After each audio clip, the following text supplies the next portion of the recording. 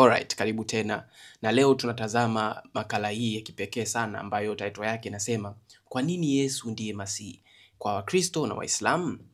Okay, katika Ukristo, Uislamu, hata imani zingine kama Bahai na Mormonism, Yesu anatambulika kwa nafasi ya kipekee, iwe ni kama mwana wa Mungu, nabii au mtume wa Mungu. Lakini kuna jambo moja ambalo sote tunakubaliana, nalo ni kwamba Yesu ni Masihi. Kwa mfano, Qurani inamtaja waziwazi kuwa Masihi Yesu mwana wa Mariam katika ile sura ya 4 aya ya 171. Huku katika Biblia Agano Jipya, Yesu ananukuliwa akimwambia Msamaria kuwa yeye ndiye Masihi. Soma Yohana sura ya 4 mstari wa 25 mpaka 26. Lakini swali kuu linasalia, nini maana ya kuwa Masihi? Naam, ili kupata jibu tunapaswa kurudi kwenye Biblia ya Kiebrania ambayo ni Agano la Kale katika Ukristo na inajulikana kama kitabu au Taurati katika Uislamu, ambapo ahadi ya Masihi ilitolewa kwa mara ya kwanza kama tumaini kutoka kwa Yehova, Mungu wa Ibrahimu, Isaka na Yakobo. Neno Masihi linatokana na neno la Kiebrania Mashiach, linalomaanisha aliyepakwa mafuta, neno lililokuwa na umuhimu mkubwa katika ibada za Israeli ya kale. Kupakwa mafuta ilikuwa ni ishara ya utakaso, ikimaanisha kuwa mtu huyo amechaguliwa na Mungu kwa kusudi takatifu. Katika Biblia ya Kiebrania, tendo hili linadhihirishwa wazi. Mfano pale Mfalme Daudi alipopakwa mafuta na Nabii Samueli kwa mafuta yaliyomiminwa kutoka katika pembe, ishara ya kuchaguliwa na Mungu, na kuhani mkuu Haruni alipopakwa mafuta ili kuhudumu katika hema la kukutania, na katika Wafalme wa Kwanza Mungu alimwagiza Nabii Eliya ampake mafuta Elisha kama mrithi wake. Hawa wafalme, makuhani na manabii walikuwa ni Mashiachs kwa namna yao, lakini neno hilo hatimaye lilipata maana ya kipekee likielezea mkombozi wa mwisho. Ndiyo, katika oral tradition na tafsiri za Talmud kwa wenzetu Wayahudi walikuwa wanajua kwamba kuna mkombozi wa mwisho anayekuja ambaye ni Masihi, na wamekuwa wakimsubiria katika maisha yao yote. Okay, katika mila ya Kiyahudi, Masihi anatarajiwa kuwa ni mwanadamu wa kizazi cha Mfalme Daudi, kiongozi atakayerudisha Israeli, atakayejenga upya hekalu la Yerusalemu na kuleta enzi ya amani na haki. Masihi huyu si wa kimungu, bali ni mfalme wa kidunia atakayetimiza ahadi za Mungu kama ilivyoandikwa katika ile Yeremia 23 mstari wa 5 mpaka wa 6. Mwenyezi Mungu asema, siku zinakuja nitakapomwinulia Daudi tawi lenye haki, mfalme atakayetawala kwa hekima na kutenda lililo haki na sawa katika nchi. Katika utawala wake Yuda ataokolewa na Israeli ataishi salama. Hili ndilo jina atakaloitwa, Mwenyezi Mungu ni haki yetu. Kuelewa umuhimu wa Masihi pia kunahitaji kuangalia muktadha wa kihistoria na wa kitamaduni ambao unabii huu ulitolewa. Unajua, Wayahudi wa Israeli ya kale walikuwa wakiteseka chini ya utawala wa kigeni na migogoro ya ndani. Karne za uhamisho, dhuluma na ukiukwaji wa maagano ya Mungu yaliwaacha na kiu ya ukombozi. Ndiyo maana ahadi ya Masihi ilikuwa sio tu tumaini la kiroho, bali pia hitaji la kisiasa na kitamaduni. Matarajio ya Masihi yalifungamana na hamu ya urejesho wa kitaifa, kujengwa upya kwa hekalu baada ya la kwanza kubomolewa na mfalme wa Babeli, na kuanzishwa upya kwa Israeli huru chini ya uongozi wa haki. Naam, sasa hapa tutakwenda kuangalia unabii wa Danieli, ambamo ndani yake tumepewa timeline ya wakati upi ambapo huyu Masihi atakuja. Mbona sasa mimi nakwenda katika flow hii ili uelewe kwamba Wakristo na Waislamu na imani zingine imani yetu imefanana wapi na tumeenda sambamba mpaka wapi na wapi ambapo tumetengana. Kwa hiyo follow me as I go. Mungu aliwapa Wayahudi ratiba au tuseme timeline kamili ya ujio wa Masihi kupitia kitabu cha Danieli.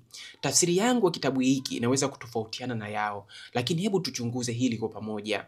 Kitabu cha Danieli kinasimama peke yake katika Biblia Agano la Kale kwa matumizi yake ya wazi ya neno Masihi katika muktadha wa kimasihi. Mahali pengine anaitwa Shilo, mfano katika Mwanzo 49:10, shina la Yes Isaya 11:10, chipukizi la haki Yeremia 23:5, mfalme wa amani Isaya 9:6 na kadhalika. Lakini jina ambalo anajulikana zaidi nalo, Masihi, linaonekana katika kifungu hichi cha Danieli 9:24 mpaka 27. Nitasoma ingaje sitamaliza mpaka mwisho. Muda wa majuma 70 umeamriwa juu ya watu wako na juu ya mji wako mtakatifu, ili kukomesha makosa na kuishiriza dhambi na kufanya upatanisho kwa ajili ya uovu na kuleta haki ya milele na kutia muhuri maono na unabii na kumtia mafuta yeye aliye mtakatifu. Basi ujue na kufahamu ya kuwa tangu kuwekwa amri ya kutengeneza na kujenga upya Yerusalemu hata zamani zake Masihi aliye mkuu, kutakuwa na majuma 7, na katika majuma 62 utajengwa tena pamoja na njia kuu zake na handaki, naam, katika nyakati za taabu. Na baada ya yale majuma 62 Masihi atakatiliwa mbali, naye atakuwa hana kitu, na watu wa mkuu atakayekuja watauangamiza mji. Naam, ili kufafanua unabii huu lazima kwanza tuchunguze muktadha wake wa kihistoria. Unajua, Danieli aliishi katika karne ya 6 kabla ya Kristo, wakati ambapo Waisraeli walikuwa mateka huko Babeli baada ya uharibifu wa Yerusalemu mnamo mwaka wa 587 kabla ya Kristo. Nabii Yeremia alikuwa ametabiri Waisraeli kukaa uhamishoni miaka 70, lakini nabii Danieli alipoomba ufafanuzi, malaika Gabrieli alifunua mpangilio mpana zaidi wa muda, majuma 70, au tuseme 7 mara 70. Saa ya unabii inaanza kuhesabika pale amri ya mfalme Artashasta wa kwanza ilipotolewa mnamo mwaka wa 445 kabla ya Kristo ili kurejesha na kujenga upya Yerusalemu, jambo lililomruhusu Nehemia kuijenga tena. Mona, kuna vipindi viwili vilivyotajwa, majuma 7 ambayo ni miaka 49 na majuma 62 ambayo ni miaka 434. Kwa pamoja jumla inakuwa ni miaka 483. Ikiwa tutaanza kuhesabu kutoka 445 kabla ya Kristo, hesabu inakwenda hivi. Sasa hapa najaribu kuangalia ule wakati ambapo Masihi inatakiwa aje. Mona, kwa hiyo nitaangalia ni karne ipi, ni katika mwaka gani hasa ambapo tafsiri hii ya malaika Gabrieli inatuleta. Sawa? Safi.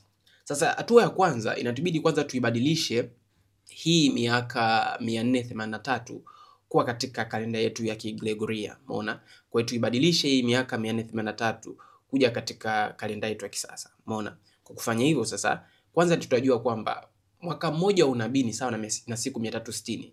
Umeona? Kwa hiyo ilikuwa ni 360. Kwa hiyo tunazidisha sasa. Kwa hiyo tunachukua 483 tunazidisha 360 ili mradi tuje tutoe muda huu kutoka wakati ule kuja wakati wetu. Umeona? Ambapo kwa sasa sisi siku 365.25 ndo mwaka mmoja. Kwa hiyo tunagawanya, mwisho siku tunapata miaka 476 ya jua. Umeona? Kwa hiyo kwa miaka yetu sisi ni 476 na sio 483. Sawa? Tunaendelea. Kisha tunaongeza ile 476 kwa ile 445. Umeona? Wakati ule ambapo ile amri ya mfalme Artashasta wa kwanza ilipotolewa. Umeona? Kwa hiyo kutoka 445 hadi mwaka wa kwanza kabla ya Kristo ni miaka 441. Umeona? Tunatoa ule mwaka mmoja kwa sababu hakuna mwaka wa sifuri. Na kutoka 1 baada ya Kristo hadi 32 baada ya Kristo ni miaka 32. Kwa hiyo nadhani tuje tupate hesabu ya 476. Hii inatufikisha mwaka wa 32 baada ya Kristo ambao unalingana na kusulubiwa kwa Bwana Yesu. Na kutegemeana na tarehe halisi ya amri wa mwaka wa 445, makisio mengine mtandaoni yameonyesha ni kati ya mwaka 30 mpaka 33 roughly. Alright, kwanza kufikia hapa tu ni dhahiri kwamba Yesu kathibitika kwamba yeye ndiye Masihi. Kimuktadha na kwa kufuatilia tu hii prophecy ya Danieli tunagundua kwamba okay, yes, Yesu yule wa Nazareti, Yesu Kristo ndiye Kristo. Unaona? Kwa hiyo yote nimefanya hapo ni kukuthibitishia wewe kwamba Yesu ndiye Kristo. Umeona? Kwa hiyo tunaendelea. Cha kushangaza zaidi, Danieli 9:26 inasema kuwa Masihi atakatiliwa mbali, ikimaanisha mwisho wake wa kikatili kabla ya ushindi wake. Kukatiliwa huku kunafuatwa na uharibifu wa Yerusalemu na hekalu. Kwa sisi wa Kristo, unabii huu unaashiria kifo cha Yesu msalabani kikilingana na mpangilio wa kihistoria na anguko la baadaye la Yerusalemu. Yesu mwenyewe alitabiri anguko hilo katika Mathayo 24:2. Kwa hiyo tunagundua kwamba tempo ya kwanza ilijengwa, ikabomolewa. Umeona? Ilivyobomolewa, Wayahudi wakaenda Babeli katika uhamisho. Umeona? Wamekaa kule Waisraeli, baadaye wanarudishwa katika nchi yao. Wanarudishwa na Nehemia, wanajenga Yerusalemu na pamoja na hekalu. Yesu anakuja. Umeona? Masihi anakuja. Baada ya Masihi anatangaza kwamba ili hekalu pia litabomolewa kwa mara nyingine. Si umenielewa? Tutasoma katika Mathayo 24:2 ambayo inasema hivi, Yesu akawaambia, sawa, mnaweza kuyatazama haya yote. Kweli nawaambieni, hakuna hata jiwe moja litakalosalia hapa juu ya lingine. Kila kitu kitaharibiwa. Yaani, Yesu alitabiri anguko la hekalu la pili, tukio lililotokea takriban miaka 37 mpaka 40 baada ya kifo na ufufuo wake, wakati wa Warumi wakiongozwa na Tito walipoharibu Yerusalemu mwaka wa 70. Hiyo ni baada ya Kristo. Umeona? Sasa tumeshagundua kwamba tumethibitisha kwamba Yesu ndiye Masihi na nini na nini. Nao tuje tuangalie wadhifa wa Masihi. Je, ni binadamu tu peke yake kama ambavyo Waislamu wanasema, au ni zaidi ya binadamu? Nikaanza, ingawa mapokeo ya Kiyahudi yanamtazamia Masihi kama kiongozi wa kibinadamu wa kuwakomboa, maandiko ya Biblia yanatoa dalili za ajabu kuwa mpako mafuta huyo anazidi hali ya kibinadamu. Tunaanza Isaya 9:6 mpaka 7. Inatoa unabii wa msingi ambao unasema hivi: maana kwa ajili yetu mtoto amezaliwa, tumepewa mtoto mwanamume, na uweza wa kifalme utakuwa begani mwake, naye ataitwa jina lake Mshauri wa Ajabu, Mungu Mwenye Nguvu, Baba wa Milele, Mfalme wa Amani. Maongeo ya enzi yake na amani hatakuwa na mwisho kamwe, katika kiti cha enzi cha Daudi na katika ufalme wake, kuuthibitisha na kutegemeza kwa hukumu na kwa haki, tangu sasa hata milele. Okay, majina haya yanafunua uungu wa Masihi, kwamba ni Mungu Mwenye Nguvu, Kiebrania ni El Gibor. Hii inaashiria uweza wa hali ya juu, sifa inayomhusu Mungu pekee, ikionyesha kuwa Masihi anamiliki nguvu za kimungu juu ya uumbaji wote. Baba wa milele linaashiria kuwepo milele na mamlaka malezi, sifa zinazopita mipaka ya kibinadamu na kuendana na asili ya milele ya Mungu. Ahadi ya utawala wa milele usio na mwisho inapingana na mauti ya kibinadamu, ikionyesha kuwa Masihi atatawala wakati wote. Kiti chake cha enzi kilicho katika ukoo wa Daudi, lakini kitachoenea tangu sasa mpaka milele. Naam. Unabii mwingine unathibitisha utambulisho huu wa kimungu ni Mika 5:2, ambayo inatangaza dhahiri kabisa kwamba, bali wewe Bethlehemu Efrata, uliye mdogo miongoni mwa maelfu ya Yuda, kutoka kwako atanitokea mmoja atakayekuwa mtawala katika Israeli, ambaye matokeo yake yamekuwa tangu zamani za kale, tangu milele. Maneno zamani za kale, tangu milele yanaonyesha kuwepo kabla ya wakati kwa Masihi, sifa ya uungu inayoweka asili yake nje ya mipaka ya muda. Vile vile Isaya 7:14 inatuambia, bikira atachukua mimba, naye atazaa mtoto mwanamume, naye atamuita jina lake Imanueli. Imanueli maana yake Mungu pamoja nasi. Inamtambulisha Masihi waziwazi kama Mungu aliyefanyika mwili akae miongoni mwa wanadamu. Pamoja, maandiko haya yanaonyesha kwamba Masihi kuwa ni wa milele, mwenye uweza wote na wa asili ya kimungu. Umeona hapo? Yaani tumwambiwa kabisa kwamba hiyo ni Mika. Umeona? Kabla hata ujio wa Yesu, tunaambiwa kwamba huyu Masihi atazaliwa wapi? Bethlehem. Na tunajua Yesu alizaliwa wapi? Bethlehem. Umeona? Sasa hapa kipengele hiki sasa ndo hapa tutapoanza wengi kubishana. Umeona? Mzozo wa imani nyingi unaanzia hapa. Lakini nifuate kwa makini, kwa maana kupitia kunisikiliza hapa nitakujengea nadharia ambayo hata Wayahudi kwa namna fulani wengi wao hawafahamu, na wengine wanafahamu lakini tu kwa sababu ya disobedience wanaamua kupinga. Sawa? Tunaanza. Binafsi, hapa najaribu kuonyesha kwamba Masihi ndiye mwana wa Mungu na ni mwana wa Adam. Nifuate kwa makini. Binafsi, nahisi kitu ambacho Waislamu na hata Wayahudi kinawachanganya mpaka leo ni upana wa utambulisho wa Masihi na jinsi Mungu angeweza kutimiza ahadi ya ujio wa Agano Jipya. Maana kwa Mungu aliahidi kupitia 31 ile ya Yeremia kupitia yeye, ahadi ya kukaa na wanadamu kama alivyoahidi kupitia nabii Zakaria kupitia huyo Masihi, na jinsi Masihi ana mamlaka kama mwana wa Mungu na son of man, au tuseme mwana wa Adam au mwana wa mtu. Umeona? Hii son of man, hii mwana wa Adam, hii kaa nayo kwanza, huko mbele utanielewa. Kwa sasa hivi jua hivyo kwamba huyu Masihi atatimiza ahadi. Umeona? Atatimiza ahadi na nafasi za son of man, mbona ambaye ni mwana wa Adam, lakini pia huyu pia ndiye Masihi, lakini pia huyu pia ndiye son of God. Unanielewa? Kwa hiyo hapa nimejenga framework ya argument yangu yote ambayo inakwenda kuifanya hapa chini, sawa eh? Kwa hiyo Wayahudi wa wakati ule ambao ni hekalo la pili tayari walikuwa wanamhisi Yesu kuwa ni Masihi, na kuna wakati walimuuliza wazi kwamba kama yeye ni Masihi, kwa nini asiwaambie wazi? Yesu akawajibu tayari alikuwa amewaambia, lakini hawakumwamini. Akaenda mbele kidogo katika mstari wa 36 wa ile Yohana 10, Yesu alipojiita mwana wa Mungu, Wayahudi walisema anakufuru, wakaokota mawe wampige nayo. Naanza sasa. Kwa nini waliona kufuru alipojiita mwana wa Mungu? Katika Yohana 10:36 Yesu alisema, Basi yeye ambaye Baba alimtakasa na kumtuma ulimwenguni, ninyi mwasemaje, unakufuru kwa sababu nimesema mimi ni mwana wa Mungu? Yep. Kwa hiyo hapa tunaona dhahiri kwamba Yesu alisema kwamba yeye mwenyewe alisema kwamba mimi ni mwana wa Mungu. Alafu Wayahudi wakaona huyu mwamba anakosea. Wakaona kwamba Yesu anakufuru. Umeona? Kwa Wayahudi kujidai kuwa mwana wa Mungu haikuwa tu kusema mcha Mungu, bali ilikuwa ni kudai usawa na Mungu. Umeona? Hiyo ni Yohana 5:18 na katika mstari wa 30 Yesu alisema mimi na Baba yangu tu mmoja. Sasa kwa kusema yeye na God the Father they are one, hapo kileta kidogo shida. Hii ndio sababu walipomshtumu kuwa na kufuru, kwa sababu waliona anajifanya Mungu, jambo lililostahili kifo kulingana na Torati.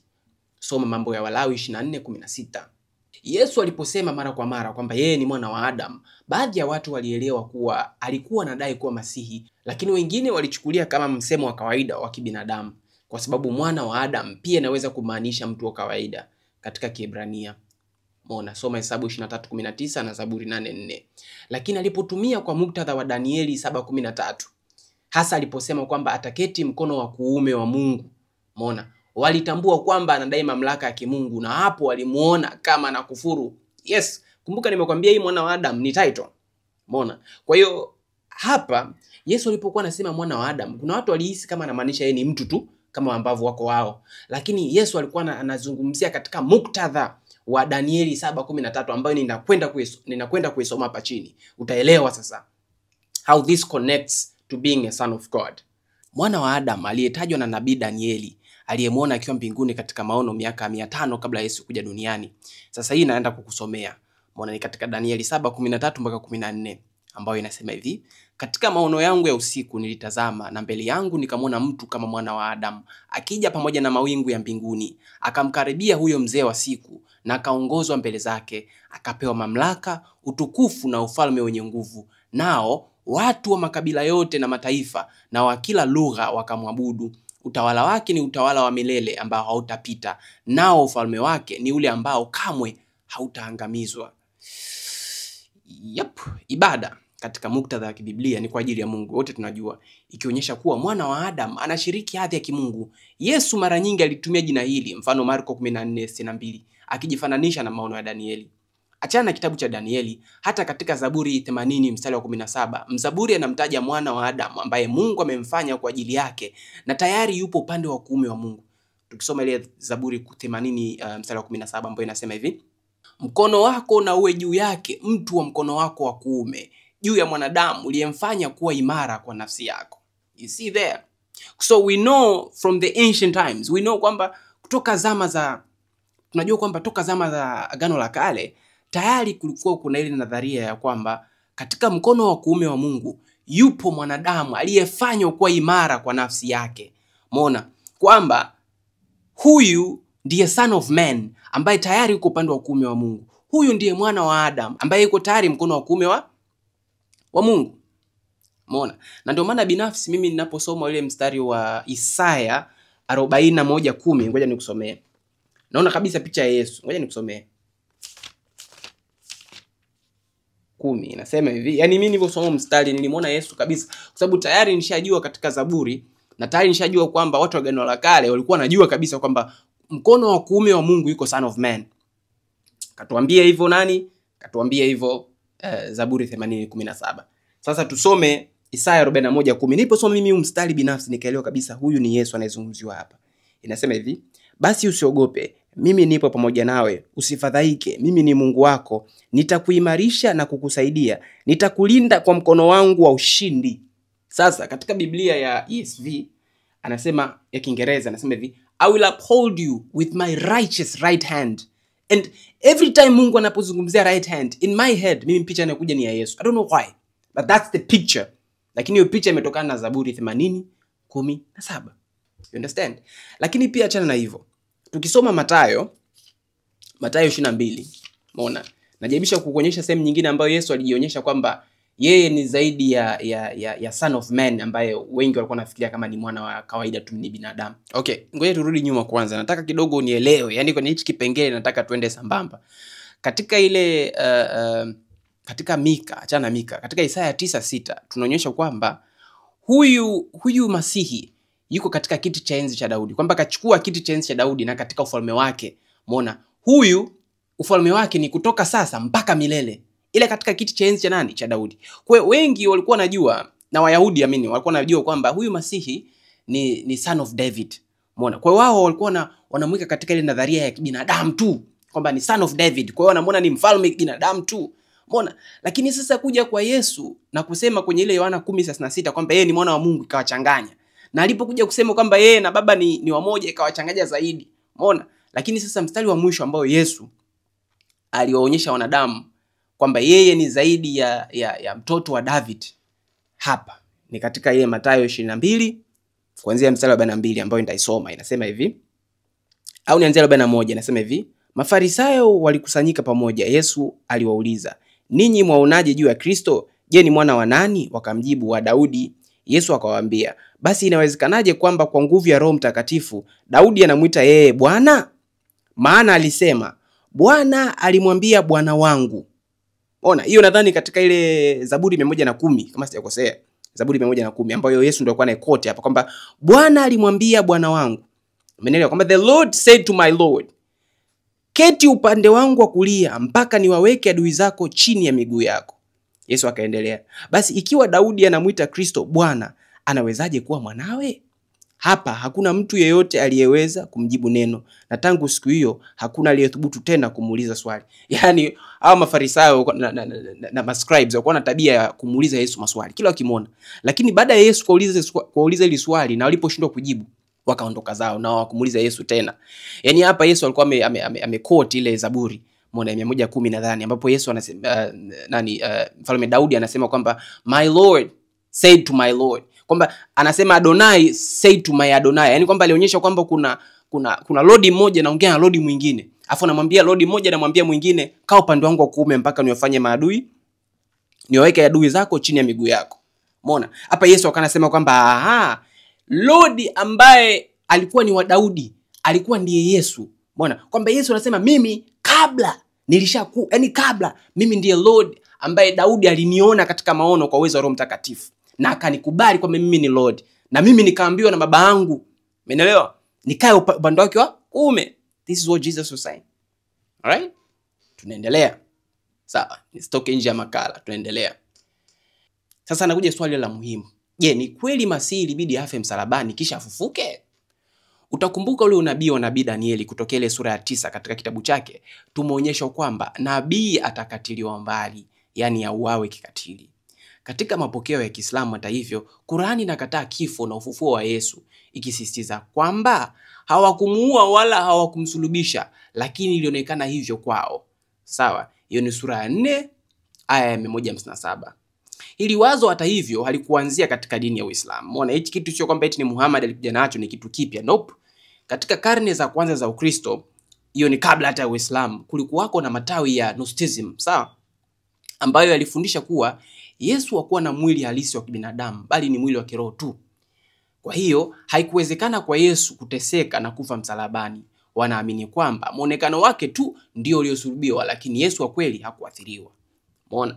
Yaani aina hii ya Gnostic walikuwa wanaamini kwamba ukombozi wa mwanadamu sio kupitia Yesu peke yake, sio kupitia Kristo, bali kuna siri fulani ambazo mwanadamu akizijua basi ndio anafungua njia yake.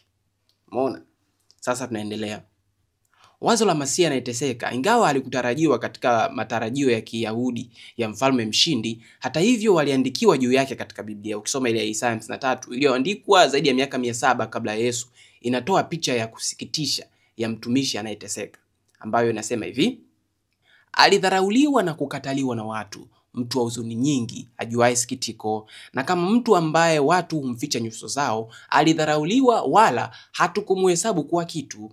Hakika ameyachukua masikitiko yetu, amejitwika huzuni zetu, lakini tulimdhania ya kuwa amepigwa na Mungu na kuteswa, bali alijeruhiwa kwa makosa yetu, alichubuliwa kwa maovu yetu, adhabu ya amani yetu ilikuwa juu yake, na kwa kupigwa kwake sisi tumepona. Sisi sote kama kondoo tumepotea, kila mmoja wetu amegeukia njia yake mwenyewe, na Bwana ameweka juu yake maovu yetu sisi sote. Alionewa lakini alinyenyekea, wala kufunua kinywa chake. kama mwanakondoo apelekavyo machinjoni, na kama vile kondoo anyamazavyo mbele yao wakatao manyoya yake, naam, hakufunua kinywa chake. Sasa kabla sijaendelea mbele kidogo, naomba pia niongelee kitu hichi hapa. Unajua Wayahudi wa hekalu la pili walikuwa wamegundua hichi kitu kwamba okay, kwenye Biblia tumetajiwa Masihi ni mshindi, muona ni mwana wa Daudi, lakini pia kuna mara zingine anaonekana kama huyu Masihi anateseka, kwa mfano kwenye hiyo Isaya 53. Kwa hiyo wao wale ukisoma nadhani ni Talmud imeelezea hivi kwamba tayari katika imani ya Wayahudi kuna watu wakaanza kuamini kwamba sembuse kuna Masihi wawili. Kuna mmoja mwana wa Daudi na mwingine ni mwana wa Yosefu. Kama ambavyo Yosefu alipoteseka, alipouzwa na ndugu zake kwa Misri na nini, lakini mwisho siku akaja naye akatriumph. Kwa hiyo wakamfananisha kwamba okay, inawezekana kuna mwana wa Yosefu na kuna mwana wa nani? Mwana wa Daudi. Cha ajabu ni kwamba babake Yesu wa duniani alikuwa ni nani? Ni Yosefu. Umeona? Yaani kivyote vile Yesu alicomplete prophecies zote. Lakini badala sasa ya kuwa Masihi wawili, Yesu atatimiza zote mbili kwa Masihi mmoja ambaye ndiye yeye. Umeona? Na mara ya pili itatimia baada ya kuja kwake kwa mara nyingine. Akija kwa mara nyingine atakuja katika hali ya ushindi. Sawa, ndio ataonekana the son of David, the king, the warrior, ndio ataonekana katika mara ya pili. Hii mara ya kwanza ibidi atone na nini, mambo mengi. Okay, hapa ngoja nigusie kitu cha mwisho. Unajua kuna kipengele ambacho kwenye version ya makala hii ya Kiingereza niliweka, ila kwenye hii ya Kiswahili sijaweka.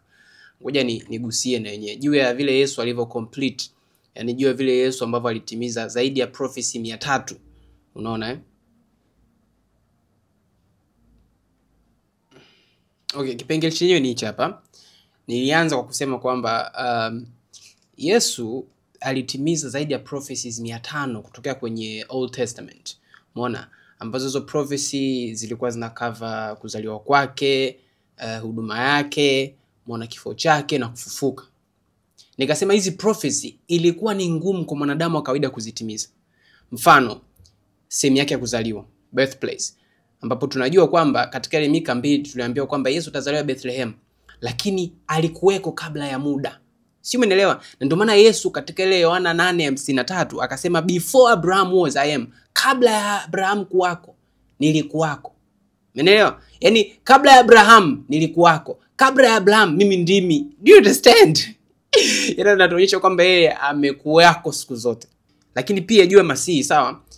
Mungu alituonyesha katika ile Malaki 4:2. Akasema kwamba but unto you that fear my name shall come the Son of Righteousness, arise with healing in his wings, and ye shall go forth and grow up as calves of the stall. Yani Mungu anatuambia kwamba atatokea Son of Righteousness, sawa, ambaye atakuwa na uponyaji katika mbawa zake. Na ndio maana watu wenye magonjwa walikuwa kimshika anapona. Ilikuwa ni sawa na kushika mabawa yake. Umeelewa? That Son of Righteousness. Do you understand? Okay. Mwanahisabati Peter Stoner alikokotoa kwamba kwa mtu mmoja kutimiza nabii 8 muhimu za kimasihi, kwa bahati tu uwezekano wake ni 1 kati ya trilioni 100. Do you understand? Jambo ambalo ni haliwezekani kabisa. So there you go.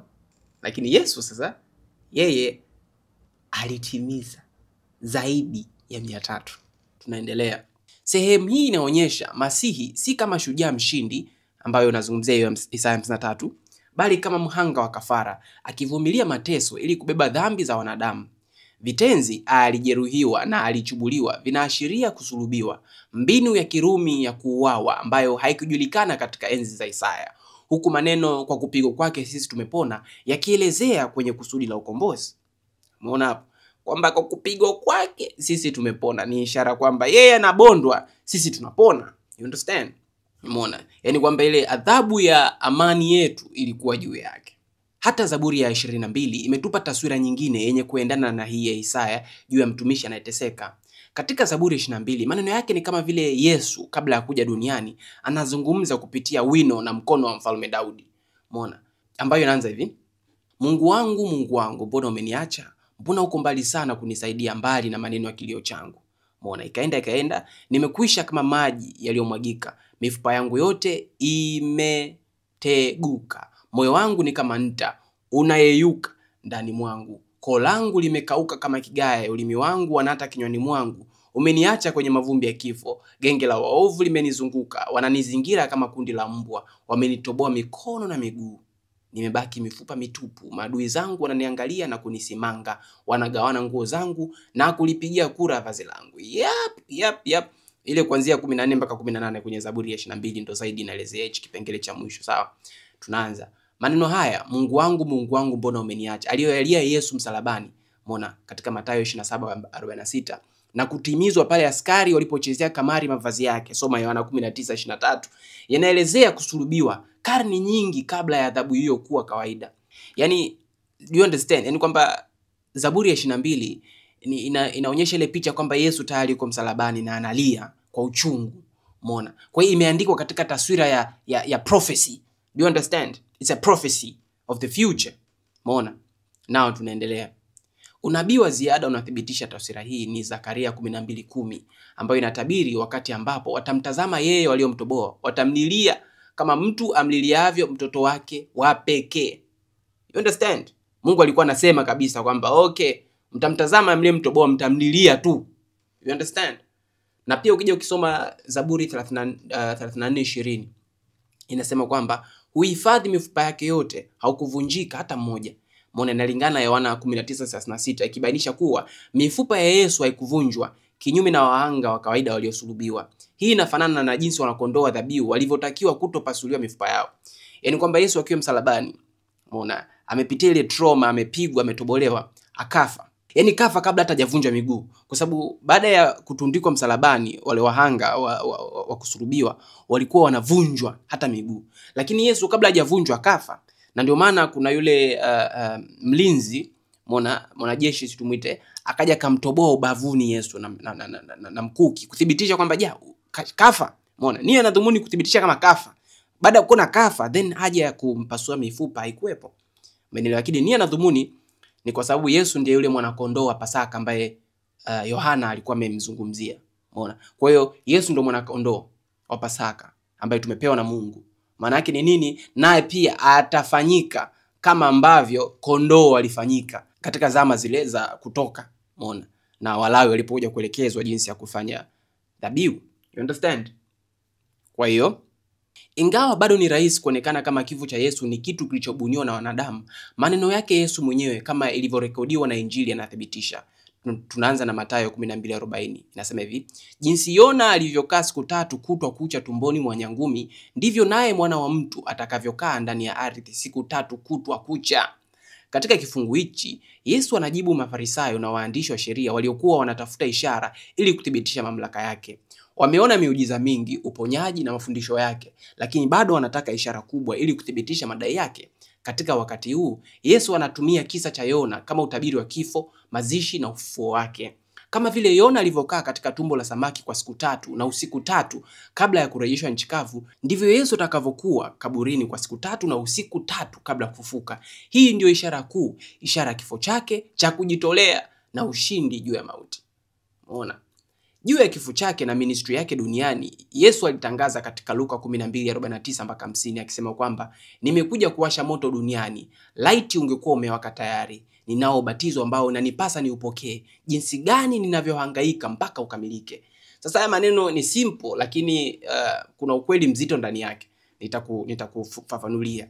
Umeona? Tunaanza sehemu ya kwanza. Nimekuja kuwasha moto duniani. Hii inamaanisha utakaso au nguvu ya Roho Mtakatifu ambayo ingetokea baadaye kama ilivyoonekana katika Matendo ya Pili siku ile ya Pentecost. Anasema laiti ungekuwa umewaka tayari. Yesu anatamani kuona misheni yake ikiwa imeshafanyaje, imetimia. Lakini anasema ninao ubatizo ambao inanipasa niupokee. Hii inarejelea mateso yake na kifo chake msalabani. Kwa neno ubatizo hapa linamaanisha kuzamishwa kikamilifu katika mateso. Kwa sababu neno ubatizo lina maana ya kuzamishwa kikamilifu. Baptism. Kuzamishwa. Umeona? Immersion. You understand? Kwa hiyo tunaendelea. Ili tuelewane katika aya ninazokwenda kukufunulia, naomba kwanza utambue kwamba mtazamo wetu juu ya kifo yawezekana ukawa ni mwisho, lakini kwa Mungu ni dhahiri ana mtazamo tofauti. Tazama uumbaji wake. Maisha katika uumbaji wake ni mzunguko. Kiumbe kimoja kinapokufa kinapisha chipukizi ya kiumbe kingine au chenyewe katika sura changa. Hii nadharia hata Yesu aliitumia katika Injili ya Yohana 12:24 alipokuwa anazungumzia kwa nini amejitoa kufa kwa ajili yetu. Anasema hivi, kweli nawaambieni, punje ya ngano hubaki punje tu, isipokuwa ikianguka katika udongo na kufa. Kama ikifa, basi huzaa matunda mengi. Katika mstari mwingine, Yesu alinukuliwa akisema ana uwezo juu ya uhai wake na jinsi amejitolea kuutoa kwa ajili yetu. Umeona, hiyo ni Yohana 10:17 nakumbuka. Anasema hivi, Baba ananipenda kwani nautoa uhai wangu ili nipate kupokea tena. Hakuna mtu anayeninyang'anya uhai wangu, mimi nautoa kwa hiari yangu mwenyewe. Nina uwezo wa kuutoa na uwezo wa kuchukua tena. Hivi ndivyo Baba alivyoniamuru nifanye. You see? Sasa swali muhimu linafuata. Kivipi kifo cha Yesu kifidie dhambi zako? Sasa pia hili swali nimekutizi, lakini mbele nitajibu. Lakini kwanza kuna kitu cha msingi hapa katikati inabidi nikielezee, ambacho ni hichi. Sasa kabla sijaelezea hili, kwanza yatupasa kufahamu kinagaubaga jinsi damu inavyohusika katika upatanisho au msamaha wa dhambi. Umeona? Kwa hapa tunataka uelewe concept ya atonement of sins kupitia damu. Umeona? Katika Biblia ya Kiebrania, Mungu alieleza wazi kuwa bila damu hakuna upatanisho wa dhambi. Mambo ya Walawi 17:11 inasema, kwa maana uhai wa mwili u katika hiyo damu, nami nimewapa ninyi hiyo damu juu ya madhabahu ili kufanya upatanisho kwa ajili ya nafsi zenu. Kwa maana damu ndiyo ifanyayo upatanisho kwa ajili ya nafsi. Hapa Mungu anasema kwamba wenye dhambi wote wanapaswa kuadhibiwa. Aliwaagiza Waisraeli watoe dhabihu za wanyama kwa kuwa damu yao ingeweza kufunika dhambi zao. Ingawa hii inaweza kuonekana kama dhana ngeni isiyo na mantiki na yenye ukatili mkubwa, tangu enzi za hekalu la kwanza wanyama walitolewa dhabihu kila siku kwa uovu wao. Theolojia ya Kiislamu inakataa hitaji la dhabihu kwa ajili ya kufidia dhambi, ikisisitiza msamaha wa Mungu moja kwa moja kupitia toba na rehema. Umeona, kama ilivyo katika ile sura ya 39 aya ya 53 ambayo nitaisoma. Sisome Kiarabu na nasoma tafsiri ya Kiswahili. Enyi waja wangu ambao mmejidhulumu kwa dhambi zenu, msikate tamaa na rehema ya Mwenyezi Mungu. Hakika Mwenyezi Mungu husamehe dhambi zote. Hakika yeye ndiye mwingi wa msamaha, mwenye kurehemu. Umeona, mstari huu unaonyesha kwamba katika Uislamu ambao ulikuja baada ya Uyahudi na Ukristo, hakuna haja ya damu kwa ajili ya kufidia dhambi. Kwa neema tu Allah husamehe.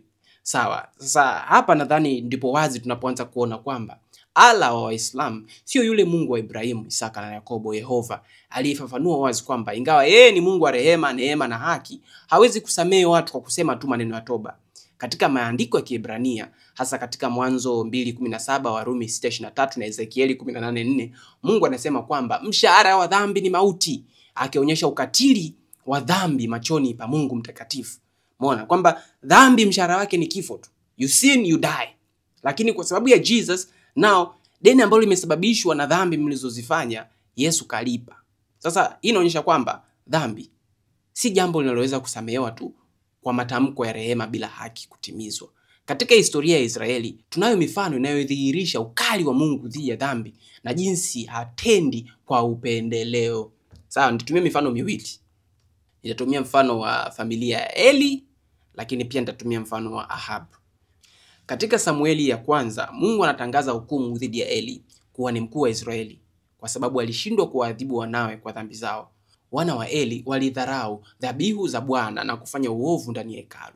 Mungu akasema, kwa sababu ya uovu wa wanawe ambao yeye alijua lakini hakuwaadhibu, basi mimi nitaikata familia yake, na hata kama wangetoa dhabihu au sadaka, dhambi yao haitafutwa milele. Kuna dhambi ambazo hakuna dhabihu inayoweza kuifidia ikiwa mtu atazidi kumdharau Mungu. Lakini pia dhahiri inaonyesha kwamba ili mtu asamehewe ni lazima atoe dhabihu au sadaka. You understand? Ndipo dhambi ifutwe. Tuje mfano wa Ahab.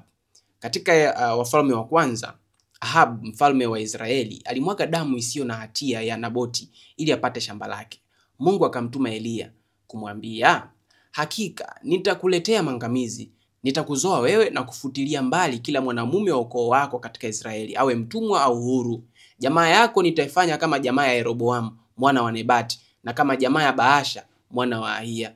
Wote hao familia zao zote zilikatiliwa mbali. Wote ni wafalme, huyu mfalme Yeroboamu, wote kwa sababu alifanya Israeli ifanye dhambi kubwa, umeona, ambayo ni dhambi ya idolatry. Umeona, yeye ndiye aliyeweka vinyago katika milima na kuambia wana wa Israeli, tazameni, hii ndio miungu iliyowatoa wapi? Misri. Umeona, Yeroboamu alifanya mambo mengi mabaya ambayo historia yake itabidi nielezee siku nyingine. Umeona, hapa tunaendelea. Ahabu aliposikia hukumu hii alinyenyekea, akavaa nguo za magunia na kufunga. Umeona? Kwa hiyo Ahabu kapewa hukumu na Mungu. Lakini Ahabu alipoisikia hukumu hii akanyenyekea, akavaa nguo za magunia na kufunga. Umeona? Akafanya mfungo. Ingawa Mungu hakubatilisha hukumu yake, alichelewesha utekelezaji wake hadi kizazi cha mwanae. Yaani kutokana na jamaa kunyenyekea na kutubu, Mungu anasema hivi, anamwambia Elia, anasema hivi, umeona jinsi Ahabu alivyojinyenyekesha mbele yangu? Basi kwa kuwa amejinyenyekesha, sitaleta yale maangamizi akiwa hai, lakini nyakati za utawala wa wanawe nitaiangamiza jamaa yake Ahabu. Kwa hiyo tunaonyesha kwamba Mungu amedelay adhabu lakini hajafuta. Kafanyaje? Kadelay. Hajafanyaje? Hajafuta. Hii inaonyesha kwamba Mungu anaweza kuchelewesha hukumu kwa sababu ya kutubu, lakini haitofutwa kabisa. Hivyo, tofauti na teolojia ya Kiislamu, maandiko yanaonyesha kuwa Mungu wa kweli si tu wa rehema bali pia ni wa haki. Umeona? Yeye hachukui dhambi kijuujuu, bali anahitaji fidia ya haki kupitia dhabihu. Umeona? Kwa sababu Mungu tu akiwa yeye anasamehe, basi hata wale malaika ambao walidondoka inabidi tu Mungu awasamehe. Umeona? Wale kwa sababu hana dhabihu ya kuwasafisha, ndio maana Mungu alifanyaje? Aliwatoa mbinguni. Umeona? Mwanadamu dhabihu ya kumsafisha ipo, na ndio maana kuna msamaha. Do you understand? Zaburi 89:14 inatukumbusha msingi wa Mungu wetu, ambayo inasema hivi, uadilifu na haki ni msingi wa utawala wako, fadhili na uaminifu ya kutangulia. Yaani kwa Mungu uadilifu, righteousness, na haki, justice, ni msingi wa utawala wake. Yaani these are very important. Kwa Mungu wetu lazima aonyeshe haki, kwanza anaonyesha huruma, anatuonyesha rehema, ni pia haki anatuonyesha. You understand? Yaani haki ni lazima iwepo. Kukuambia tu wewe kwamba umetenda dhambi, umeua, leo umeua asubuhi, afu jioni umwambie Mungu, nisamee Bwana, nimekosea.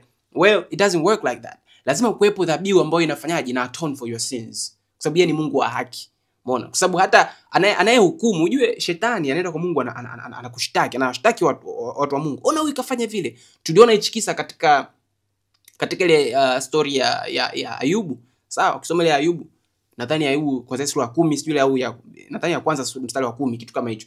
Umeona? Tumeonyeshwa kwamba shetani anatufanyaje? Anatushtaki kwa Mungu. Sasa shetani anatushtaki kwa sababu gani? Anatushtaki kwa sababu anafahamu Mungu wetu ni Mungu wa haki. Na anajua Mungu anafuata haki. Umeona? Mungu hawezi tu kutoa tu msamaha akapendelea watu. Hana upendeleo.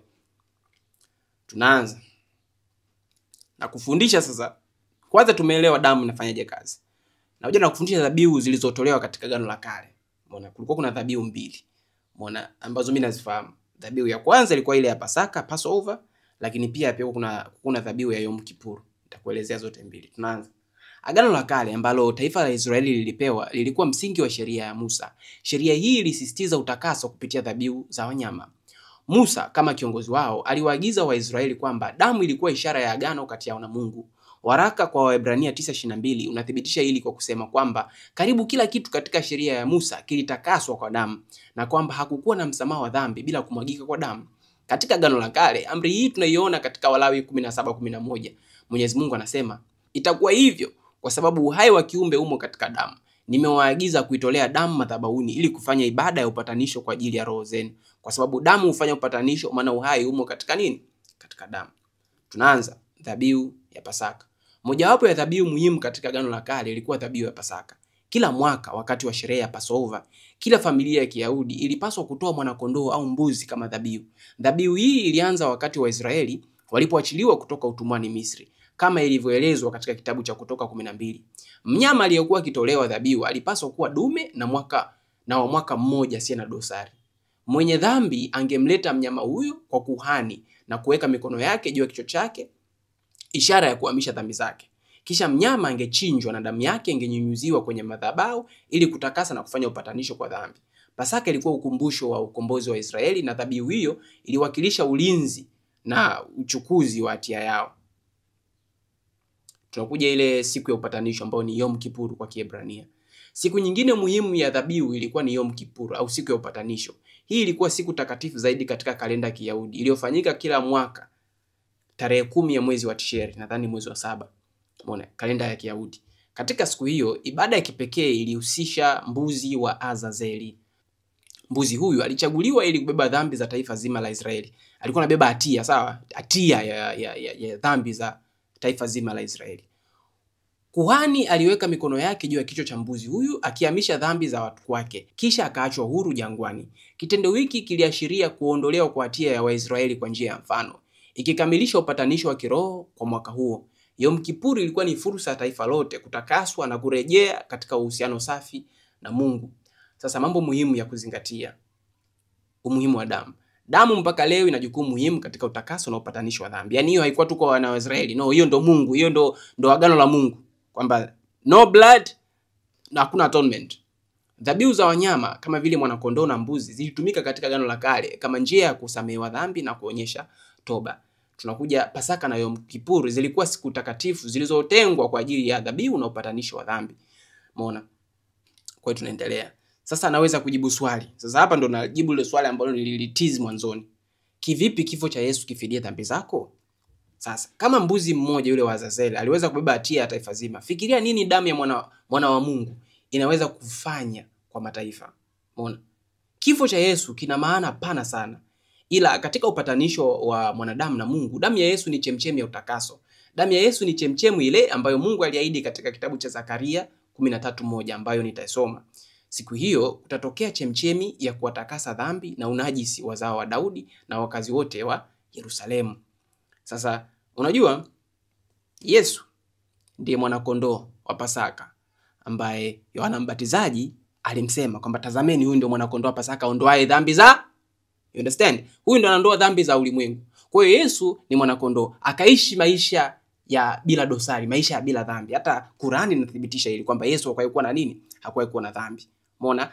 Sasa Yesu amekuwa pure. Ilibidi awe pure ili mradi awe yule kondoo asiye na dosari. Umeelewa? Ili damu yake ijifanye atonement na mengine ya ziada juu ya kifo chake yafanyaje? Yaweze kutokea. Do you understand? Tunaendelea. Unaweza kuwaza, Mungu anawezaje kuwa na rehema, neema, haki na bado akaadhibu wenye dhambi? Kwa nini asisamehe tu? Kuna haja gani mwanae afe kwa ajili yetu? Sasa ili nikupe jibu lisilochanganya, nitatumia nadharia ya mahakama ili tuelewane. Pata picha huko mahakamani. Umekutwa na hatia ya kosa la kuiba. Hakimu ni baba yako ambaye angeweza kupindisha sheria kwa ajili yako kwa kukupa msamaha bila malipizi. Lakini kwa kuwa hakimu ni wa haki, anakuhukumu adhabu ya kulipia fidia, ya kulipiza 7 mara 70. Kwa kuwa ana huruma na anakupenda, hakimu anaamua kulipia fidia kwa ajili yako. Unaachiliwa huru na deni lako linalipwa na hakimu mwenyewe. Sheria haijavunjwa na msamaha umeonyeshwa. Huyu ndiye Mungu ninayemtukuza, ni baba yangu. Deni langu lililosababishwa na dhambi zangu kanilipia kwa damu ya mwanawe Yesu Kristo. You see, Jehovah Jireh, manielewa? Mpaji ni Mungu. Tazama Mungu katika kile kisa cha Abraham. Abraham anafika katika mlima Moria, anataka kumtoa sadaka mwanae na malaika anatokea anasema Mungu ameshapata picha kwamba unampenda, lakini tazama amekupatia mwana kondoo huyu umtolee sadaka. Mungu anasema basi mwache mwanao unayempenda, lakini tazama huyu kondoo mchinje, mtoe sadaka kwa ajili yangu. Yaani Mungu yeye ndo akatoa sadaka ya mwana kondoo na anasema basi nitolee na mimi. Huyu ndiye Mungu ambaye mimi ninafanyaje? Ninamtukuza. Yaani kile kitendo kilikuwa kinaakisi grace ambayo Mungu ako nayo juu ya wanadamu. Kwamba kivyovyote vile ahadi yake itatimia bila kujali performance ya mwanadamu. Mwanadamu ambaye ni Isaka ilibidi atoe sadaka, lakini mbadala wake akapatikana ambaye ni kondoo. Lakini Mungu yeye, mwana wake Yesu hana mbadala.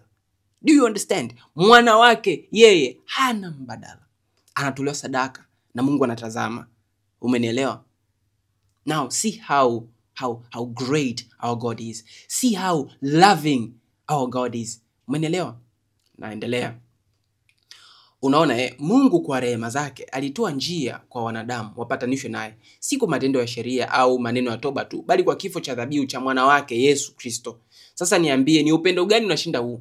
Kwa upendo aliokuwa nao kwetu, alitupa mwana wake kipekee. Tunampokea Yesu kama Bwana na Mwokozi wetu. Tunakuwa pamoja naye na Mungu anatufunika kwa haki ya mwana wake. Kwa kuwa Biblia inasema matendo ya wanadamu ni machukizo mbele za Mungu. Isaya 64:6 inasema, lakini sisi sote tukawa kama kitu kilicho kichafu, na matendo yetu yote ya haki yamekuwa kama nguo iliyotiwa unajisi. Sisi sote twanyauka kama jani, na maovu yetu yakatuondoa kama upepo. Pia Zaburi 14:3 inasema, wote wamepotoka, wameoza wote pamoja, hakuna mtenda mema, la hata mmoja. Pia mstari mwingine Warumi 3:23 kuja nikusomea. Watu wote wametenda dhambi na wametindikiwa utukufu wa Mungu, lakini kwa zawadi ya neema ya Mungu watu wote hukubaliwa kuwa waadilifu kwa njia ya Yesu Kristo anayewakomboa. Do you understand? Kwamba we all have fallen short in the glory of God. Sote, hakuna aliye mwema. Matendo yako wewe ni takataka mbele ya Mungu. Umeelewa? Labda kama hujaelewa jambo hili, dhambi inatutia unajisi, inatutenganisha na Mungu. Mungu hawezi kujifanya kana kwamba haoni uchafu wetu. Lakini sasa damu ya Yesu kama ile chemchem inatutakasa tunapotubu baada ya Roho Mtakatifu kutuconvict. Sawa? Turudi kwenye Tisheri. Ona. Talmud ambayo ni tafsiri ya Tisheri ndio ile mwezi wa 7. Ni hapa najaribu kuelezea ile Yom Kippur. Tukisoma Talmud ambayo ni tafsiri ya mafundisho ya Wayahudi kuhusu Torati, inataja kuwa kamba nyekundu ilikuwa inafungwa kwenye mbuzi wa Azazeli ambayo ilisemekana kubadilika kuwa nyeupe ikiwa Mungu alikubali upatanisho wa Israeli. Umeona, jambo liloakisi sura hii ya kitabu cha Isaya 1:18 ambayo inasema hivi: haya njoni tusemezane, asema Bwana, dhambi zenu zijapokuwa nyekundu kama bendera, zitakuwa nyeupe kama theluji. Zijapokuwa nyekundu kama rangi ya Mjerumani, zitakuwa kama sufu. Umeona? Vyanzo vya Kiyahudi vinaeleza kuwa baada ya kusulubiwa kwa Yesu, kamba nyekundu ilikoma kubadilika kuwa nyeupe, ikiashiria kwamba dhabihu ya Yesu ilichukua nafasi ya ibada hiyo ya kale. Sasa waumini wa Kristo wanaweza kutubu kwa Mungu bila hitaji la kutoa dhabihu za wanyama, kwa kuwa damu ya Yesu inafunika dhambi zao. Umeelewa? Yaani damu ya Yesu sio tu inafunika, inawaosha dhambi zao.